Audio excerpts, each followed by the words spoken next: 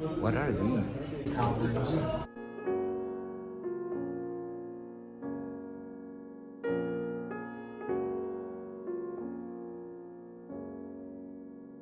What are these down there? Okay, so these are all like armories, right? Like the protection.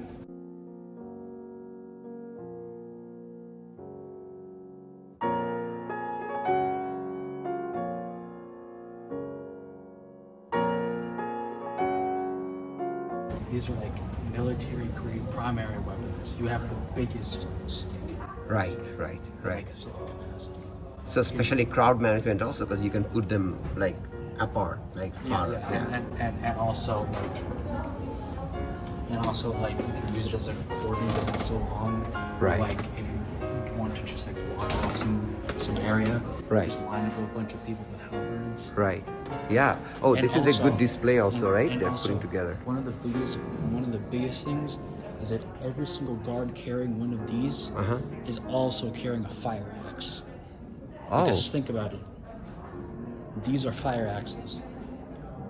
Hey, wait. Are these the stuff you use in Dark Soul? Yeah.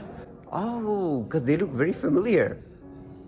And we're probably going to see different variations of it, which because, I know Dark Soul is very authentic. Yeah. Each of Because these, this one looks different than those ones over each there. of these Yeah. can simultaneously work as a fire axe.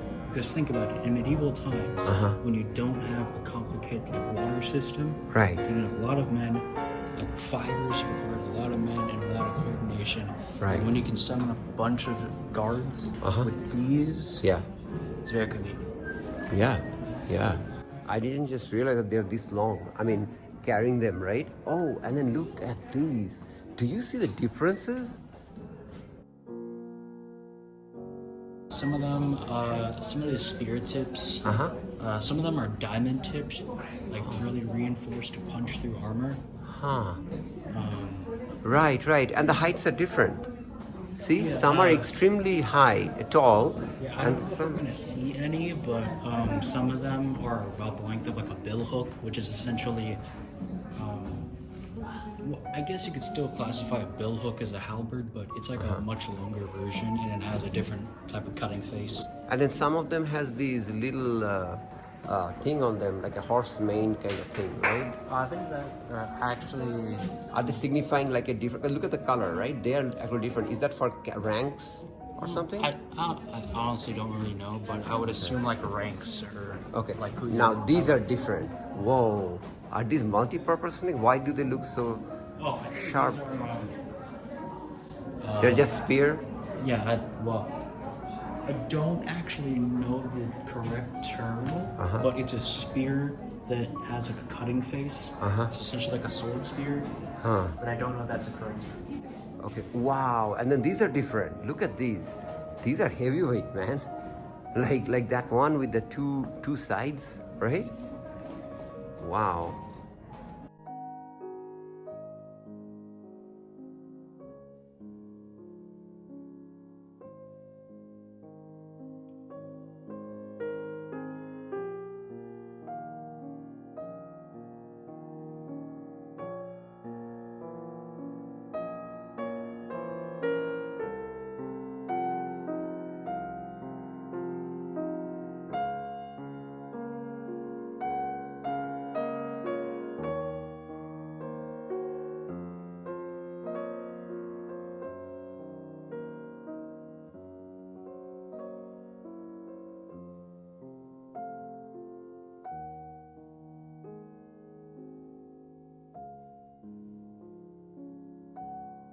Man, these shields are heavy. How they carried it, right? Oh, those are swords, right? These are swords.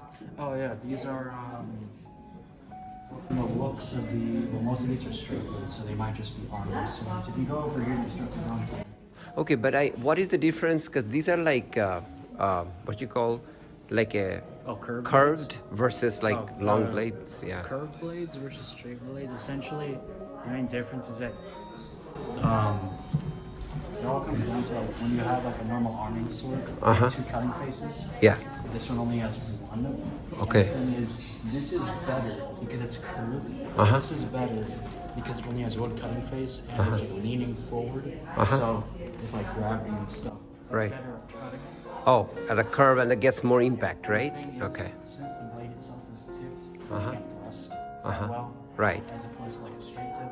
Ah, so this can do thrusting better. But the thing is, But what about defending? Wouldn't that be better for defending the long ones, not the curved ones? I mean, No, but maybe not. It's the I arc. don't really know the differences in carrying between a long sword and a curved sword. Yeah. But one thing that I have learned is that even though the thrust on a curved sword isn't as effective, one thing you can do is because it's curved and like the tip Yeah. is at the end of a curved blade, you can use the curve to bend it around a shield. Ah. Right, right. So you can get around, right? And it's probably lighter. But these shields are heavy. Wow. Yeah, and then if you go over here, they start to be more like curves. Oh, yeah, yeah. And When you start getting into like thinner blades like this one, uh-huh. I think they start getting more to like rapiers or Oh, and also you see the thing that they insert in the thing, right? Because this one doesn't have a holder, right? These blades, so they're just blades. I see.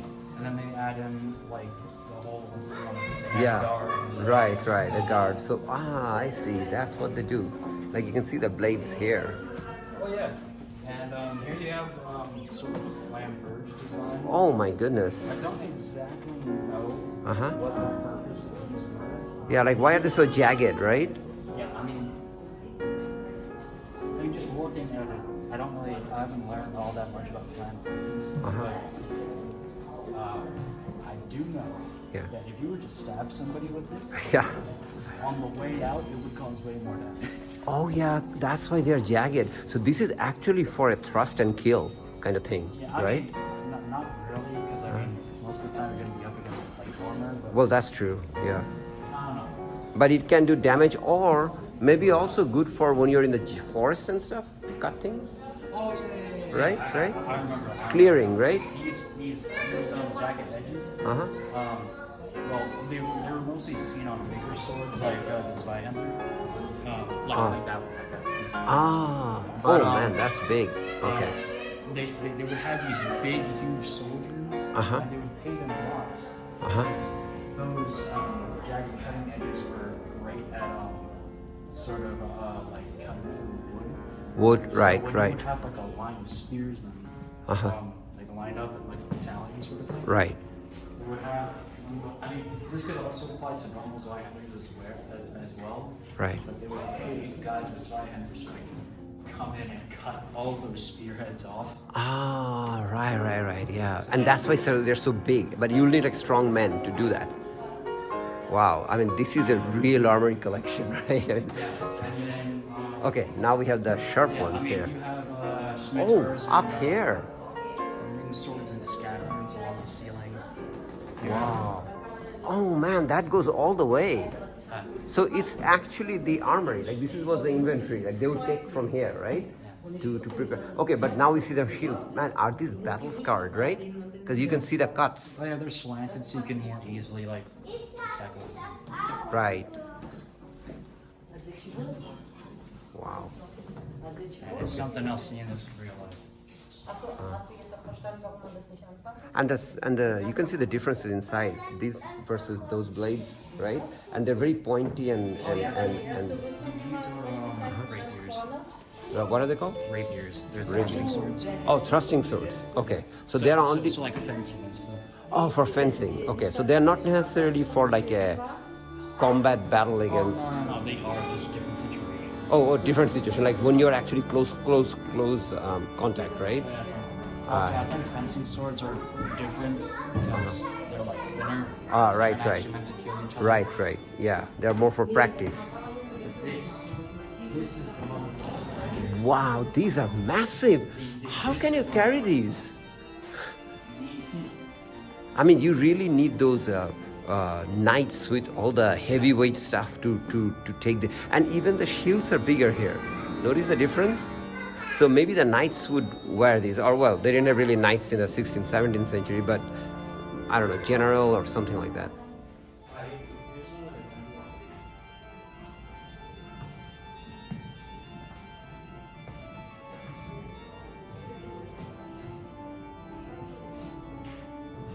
Okay, Zach, you were gonna tell me about this side now, right? You were gonna tell me about these ones, right? Yeah. Yeah, those ones, yeah.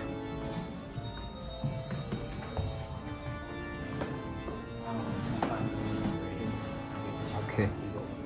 Oh, so these are hammers up there? Yeah, little picks. The thing is, a lot of these are actually super light. Uh-huh. Like most of them probably weigh no more than like 3 pounds. Oh, okay. But the thing is, if you take those 3 pounds Uh-huh. and put them at the end of a stick, Yeah. it's at the end of an arm, Oh, okay, okay, okay. and then you give them like a super reinforced tip, Uh-huh. you can really punch through arm easily. Wow. And then they're lighter to carry, Yeah, right? the thing, like the general rule Uh-huh. is against like plate armored enemies. Yeah. Blades are essentially useless, so people Right. use either like thrusting weapons like these ones, Uh-huh. or not like thrusting weapons, but like pointy weapons that are super reinforced, Right. or just straight up just went for clubs and stuff. Wow. Yeah. And then those are good for the soft spots. And then these are a different kind of sword than those ones, right? What are these used for? Oh, these are just like scimitars with different handguards. Oh, okay. Okay, I see. Yeah, the hand guards are different. And then of course this is probably ceremonial or something, right? It extends apart. Okay. But that's very long, right? Oh, look, there are some other swords there, Zach. You see? Yeah. Okay, so these are, oh wow, these are thicker blades. The blades are really thick. That's big, right? Yeah, and then over there you start getting to spears and stuff. Ah, okay, got it. So it's a different kind of, yeah. And the ranks, of course, they said different tips actually shows also the ranks in the army. Well, this was a very good collection here.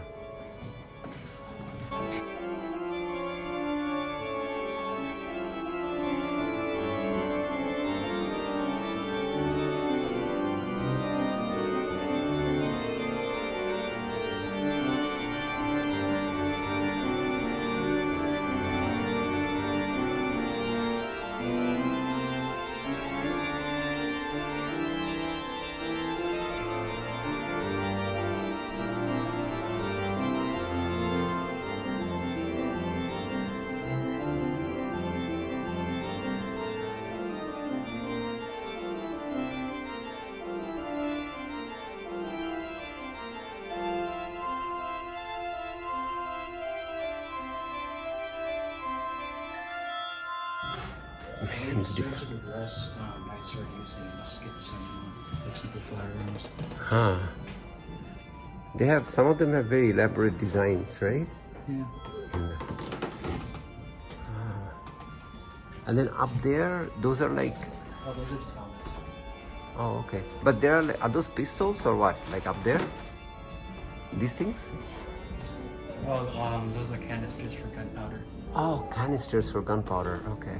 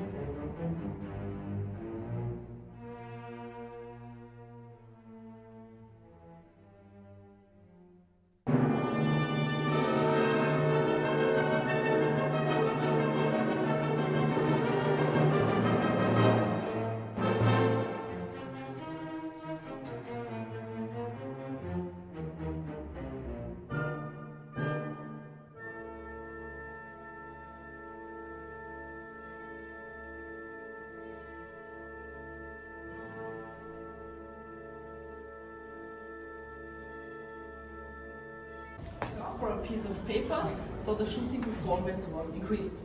Because then there was not so much space between the barrel and the ball. So yeah, but it was more common to use the naked ball. These are small cannons or? They look like small cannons, but they are the small alarm mortar. They should inform the citizens of the enemy with loud shots. So 2 shots means the enemy intends to invade the country. Okay. So like an alarm signal from the early modern ages, yes. So, genau, 2 shots. And 3 shots means the enemy is on its way, the people should hide their belongings. And 4 shots and a little pile of wood means the enemy is already in the country, so the families should refuge in towns and castles, but not in churches, because the first target of the Ottoman was the church, or is the church, or was the church. Yeah. Yeah. Because of the religion. So just the alarms.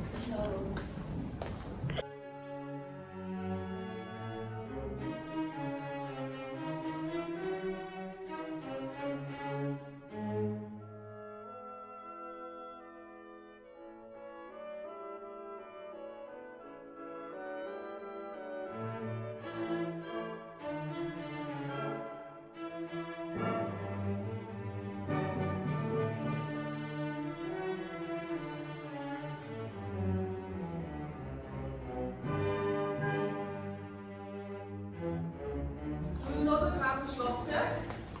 Yeah. Yes? You do? Do you know the Graz Schlossberg? The clock tower? Yes, yes, Yes, yes? Yes, the Graz Schlossberg was an old fortification. And in 1809, Napoleon bombarded our Graz Schlossberg. And we defended ourselves with these big stone walls. Each of them had a little iron hook. They were linked together on a big iron chain, and then they were hurled down on the French troops who wanted to storm uphill. So a not so expensive defense mechanism. And they were really in use. Like the weapons we saw, they were all in war, but 90% of the armor in our house, they were not in use.